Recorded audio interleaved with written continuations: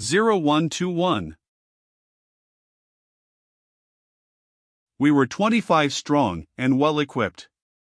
We rode in double file, Joan and her brothers in the center of the column, with Jean de Metz at the head of it and the Sieur Bertrand at its extreme rear.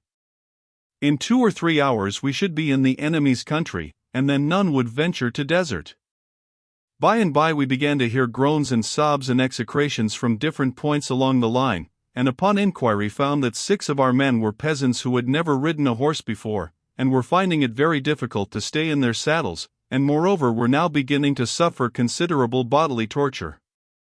They had been seized by the governor at the last moment and pressed into the service to make up the tale, and he had placed a veteran alongside of each with orders to help him stick to the saddle, and kill him if he tried to desert. These poor devils had kept quiet as long as they could, but their physical miseries were become so sharp by this time that they were obliged to give them vent. But we were within the enemy's country now, so there was no help for them. They must continue the march, though Joan said that if they chose to take the risk they might depart. They preferred to stay with us. We modified our pace now, and moved cautiously, and the new men were warned to keep their sorrows to themselves and not get the command into danger with their curses and lamentations. Toward dawn we rode deep into a forest, and soon all but the sentries were sound asleep in spite of the cold ground and the frosty air. I woke at noon out of such a solid and stupefying sleep that at first my wits were all astray, and I did not know where I was nor what had been happening. Then my senses cleared, and I remembered. As I lay there thinking over the strange events of the past month or two, the thought came into my mind, greatly surprising me, that one of Joan's prophecies had failed, for where were Noel and the paladin, who were to join us at the 11th hour? By this time, you see, I had gotten used to expecting everything Joan said to come true. So, being disturbed and troubled by these thoughts, I opened my eyes. Well, there stood the paladin leaning against a tree and looking down on me. How often that happens, you think of a person, or speak of a person, and there he stands before you, and you not dreaming he is near. It looks as if his being near is really the thing that makes you think of him, and not just an accident, as people imagine. Well, be that as it may, there was the paladin, anyway, looking down in my face and waiting for me to wake. I was ever so glad to see him, and jumped up and shook him by the hand, and led him a little way from the camp, he limping like a cripple, and told him to sit down, and said, "Now, where have you dropped down from?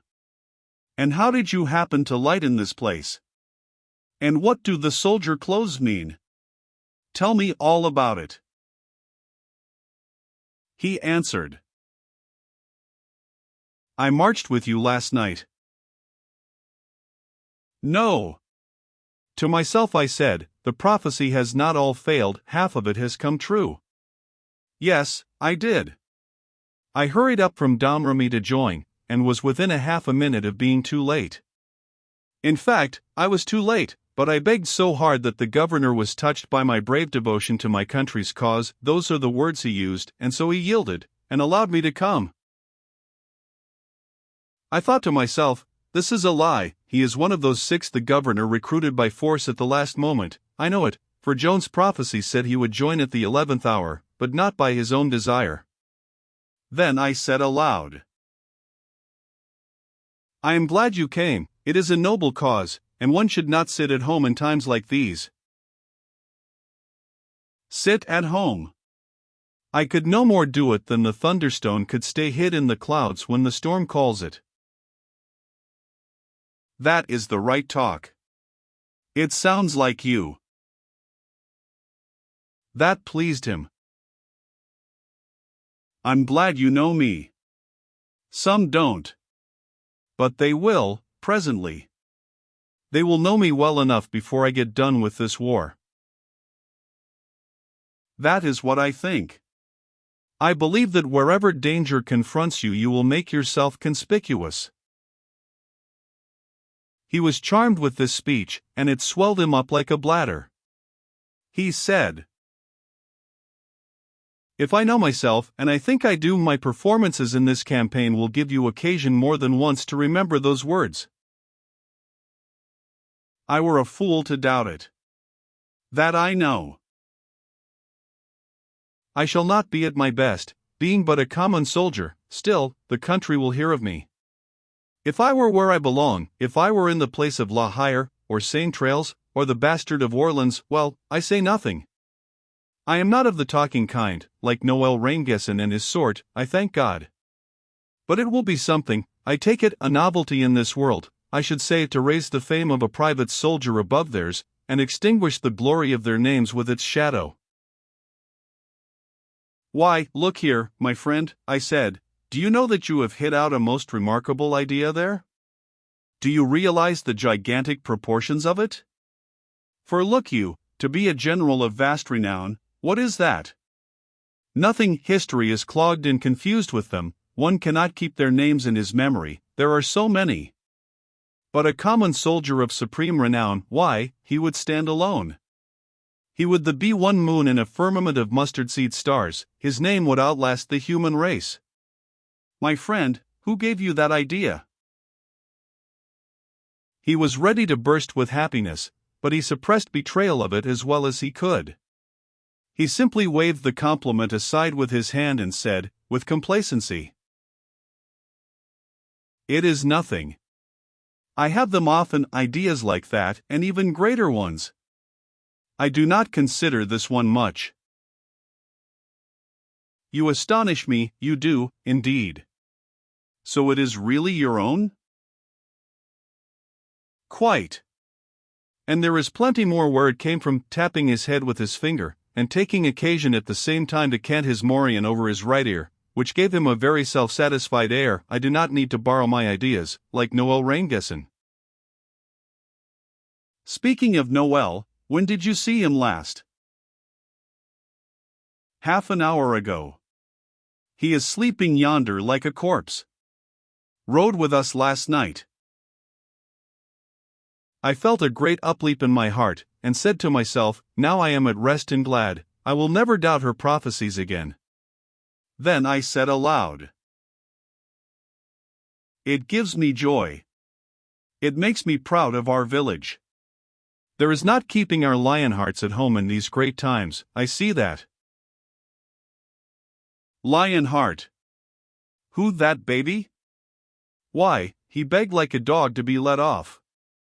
Cried, and said he wanted to go to his mother. Him a lion heart, that tumble bug. Dear me, why I supposed he volunteered, of course. Didn't he? Oh, yes, he volunteered the way people do to the headsman. Why, when he found I was coming up from Domremy to volunteer, he asked me to let him come along in my protection, and see the crowds and the excitement. Well, we arrived and saw the torches filing out at the castle, and ran there, and the governor had him seized, along with 4 more, and he begged to be let off, and I begged for his place, and at last the governor allowed me to join, but wouldn't let Noel off, because he was disgusted with him, he was such a crybaby. Yes, and much good he'll do the king's service, he'll eat for 6 and run for 16. I hate a pygmy with half a heart and 9 stomachs. Why, this is very surprising news to me, and I am sorry and disappointed to hear it. I thought he was a very manly fellow. The paladin gave me an outraged look, and said, I don't see how you can talk like that, I'm sure I don't. I don't see how you could have got such a notion. I don't dislike him, and I'm not saying these things out of prejudice, for I don't allow myself to have prejudices against people. I like him, and have always comrade with him from the cradle, but he must allow me to speak my mind about his faults, and I am willing he shall speak his about mine, if I have any. And, true enough, maybe I have, but I reckon they'll bear inspection. I have that idea, anyway. A manly fellow. You should have heard him whine and wail and swear, last night, because the saddle hurt him. Why didn't the saddle hurt me? Pooh, I was as much at home in it as if I had been born there. And yet it was the first time I was ever on a horse. All those old soldiers admired my riding, they said they had never seen anything like it. But him, why, they had to hold him on, all the time. An odor as of breakfast came stealing through the wood, the paladin unconsciously inflated his nostrils in lustful response, and got up and limped painfully away, saying he must go and look to his horse. At bottom he was all right and a good-hearted giant, without any harm in him, for it is no harm to bark, if one stops there and does not bite, and it is no harm to be an ass, if one is content to bray and not kick. If this vast structure of brawn and muscle and vanity and foolishness seemed to have a libelous tongue, what of it? There was no malice behind it, and besides, the defect was not of his own creation, it was the work of Noel Raingessen, who had nurtured it, fostered it, built it up and perfected it, for the entertainment he got out of it. His careless light heart had to have somebody to nag and chaff and make fun of. The paladin had only needed development in order to meet its requirements, consequently the development was taken in hand and diligently attended to and looked after, Nat and Bull fashion, for years, to the neglect and damage of far more important concerns. The result was an unqualified success. Noel prized the society of the paladin above everybody else's. The paladin preferred anybody's to Noel's. The big fellow was often seen with the little fellow, but it was for the same reason that the bull is often seen with the gnat. With the first opportunity, I had a talk with Noel. I welcomed him to our expedition, and said, "It was fine and brave of you to volunteer, Noel." His eye twinkled, and he answered, "Yes, it was rather fine, I think. Still, the credit doesn't all belong to me, I had help." "Who helped you?" "The governor." "How?" "Well, I'll tell you the whole thing. I came up from Domremy to see the crowds in the general show, for I had never had any experience of such things, of course, and this was a great opportunity, but I hadn't any mind to volunteer. I overtook the paladin on the road and let him have my company the rest of the way, although he did not want it and said so, and while we were gawking and blinking in the glare of the governor's torches they seized us and 4 more and added us to the escort, and that is really how I came to volunteer. But, after all, I wasn't sorry, remembering how dull life would have been in the village without the paladin." "How did he feel about it? Was he satisfied?" "I think he was glad." "Why?"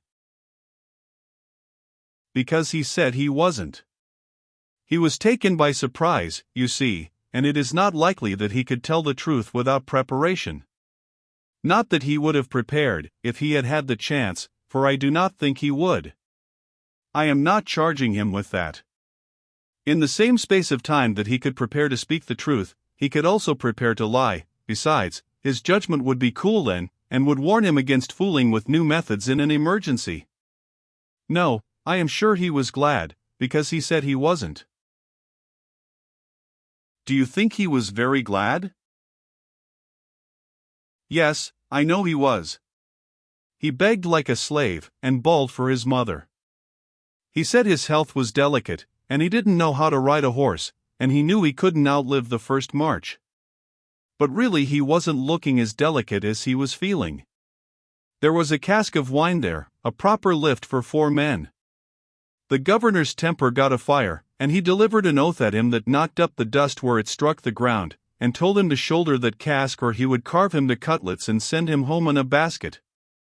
The paladin did it, and that secured his promotion to a privacy in the escort without any further debate." "Yes, you seem to make it quite plain that he was glad to join, that is, if your premises are right that you start from. How did he stand the march last night?" "About as I did. If he made the more noise, it was the privilege of his bulk. We stayed in our saddles because we had help. We are equally lame today, and if he likes to sit down, let him. I prefer to stand."